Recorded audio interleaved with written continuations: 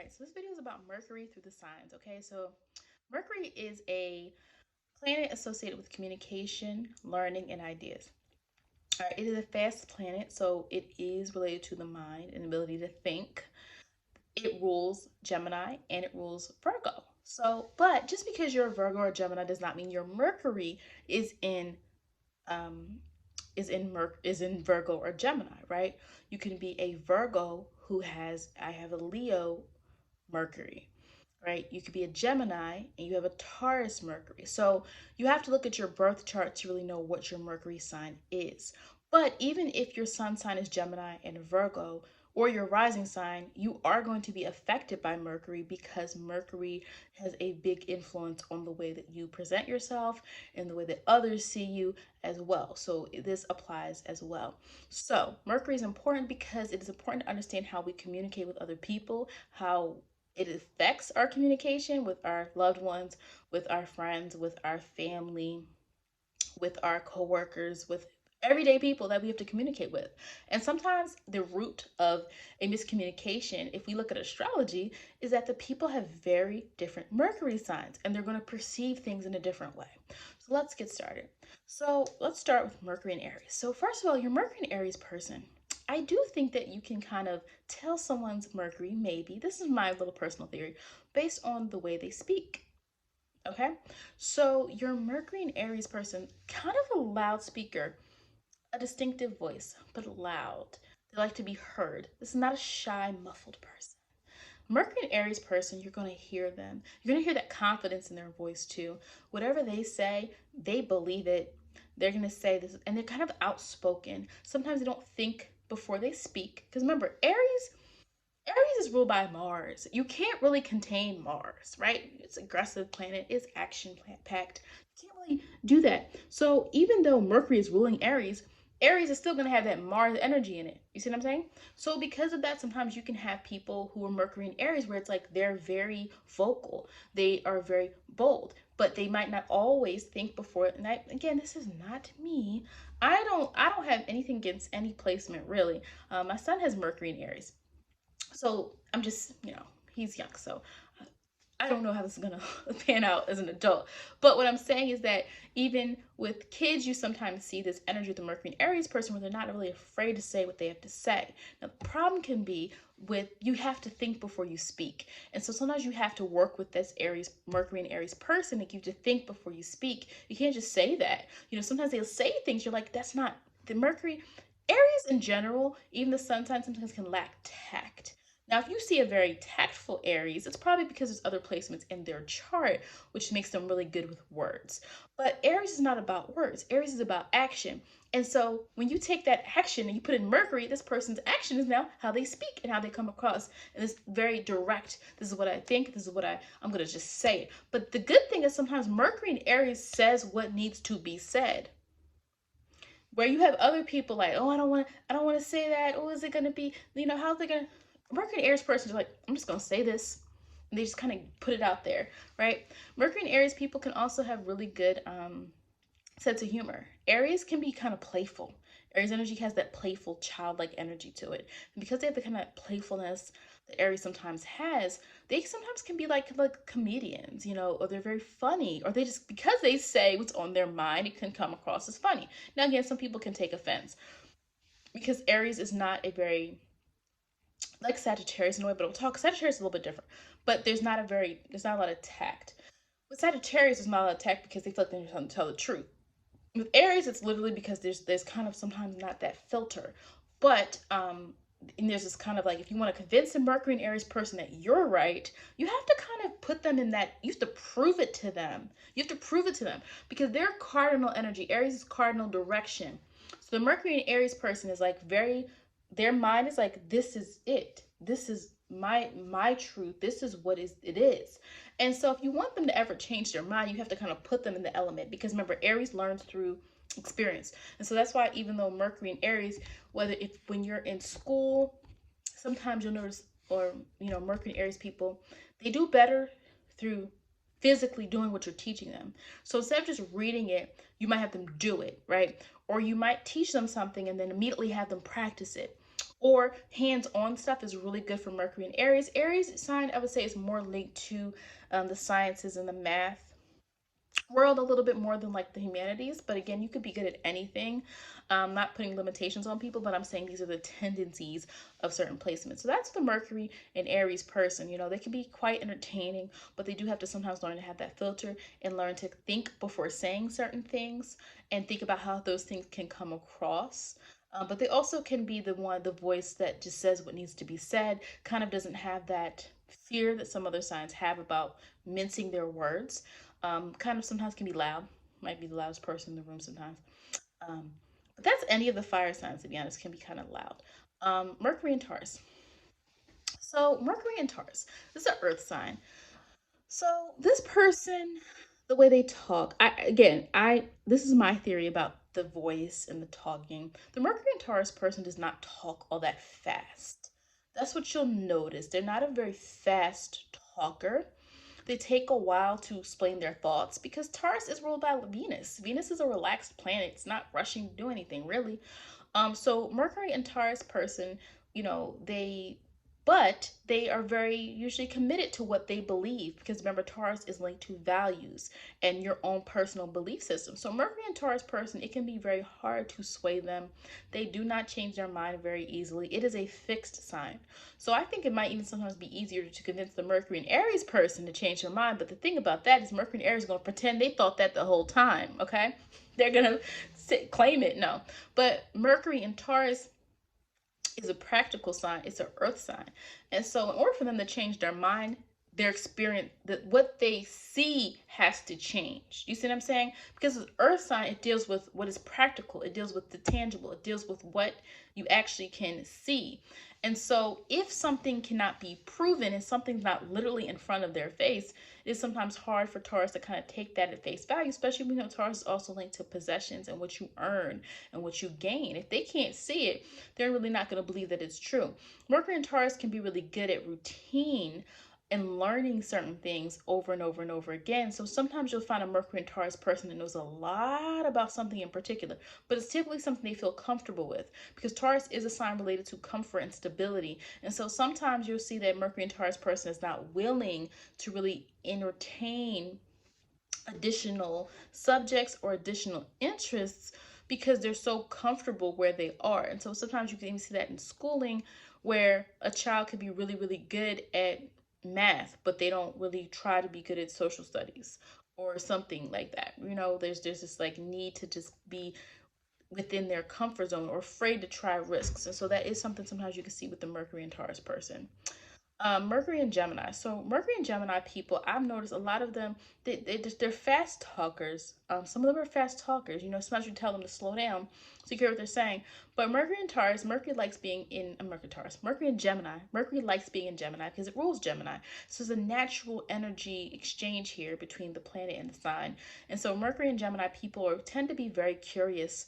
They are also typically talkative people. These are the people that you can tell there's Gemini energy in there because they just talk to anybody. And there's not that fear of like, oh, I don't know you, I'm not going to say anything. So Mercury and Gemini likes to collect information. And so when they like to collect information, it leads to them sometimes talking to people. But also besides talking, it's also this need for information. So they do tend to be interested in studying or scholars in some way. Now the problem sometimes can be Mercury and Gemini energy can be too airy. It is an air sign, but it doesn't have the same grounding abilities as an earth sign. So sometimes Mercury and Gemini can dalliance in everything. They know a little bit about everything, but they don't really take a time to really understand one thing really well because they're so busy trying to share, you know, or collect information, and sometimes they just need that grounding. But Mercury and Gemini, they're a really good resource of information. They typically know a little bit about everything. This person is kind of outgoing, usually in their conversation. They're really not offstandish people. They tend to be willing to converse with almost anyone. You know, but Mercury and Gemini has to watch out for a reputation of being gossipy or talking too much. That's sometimes something that can get them in trouble. Mercury in Cancer. So, and Gemini tends to really like subjects. Well, Mercury and Taurus can, I, Taurus likes a lot of physical stuff. Like, remember, it's an earth sign, but it's also about, you know, physical, the body, sensuality, beauty, ruled by Venus. So Mercury and Taurus sometimes, you know, They like what is concrete. They like what is something that they can apply to their lives. And so Mercury and Taurus people, I don't really typically see like, there's some of them do like the arts, but it's not a fine line where Aquarius is linked to technology. Aquarius is linked to scientific stuff, right? Whereas Gemini, because Gemini's Mercury is linked to reading and writing as subjects that people with Mercury and Gemini might prefer. Mercury and Cancer people might prefer history because Cancer is linked to roots, Cancer is linked to mother, Cancer is linked to background. And so that's why Cancer energy is linked to history. All right, the Mercury Cancer person, as far as their voice goes, it's usually like a soothing type of voice, to be honest, is what I've seen. So Mercury in Cancer person, you know, I would say has like a soothing or reassuring voice sometimes. They are not, anybody can be an academic, but Mercury in Cancer, remember, Mercury is about the mind and Cancer is about feeling and that intuition. And so Mercury in Cancer people might have better luck learning from how they feel than learning in what we're teaching them, if that makes sense, right? So the Mercury and Cancer person should pay a lot of attention to learning from their feelings, learning from how they use their intuition if they're tapped into that intuition. Mercury and Cancer is going to have to understand that some things are not going to come as easily to them as they come to other people when it comes to academia. Again, I'm not saying they can't do it, but I'm saying it's a different type of energy there because Cancer is about feeling, Mercury is about thinking.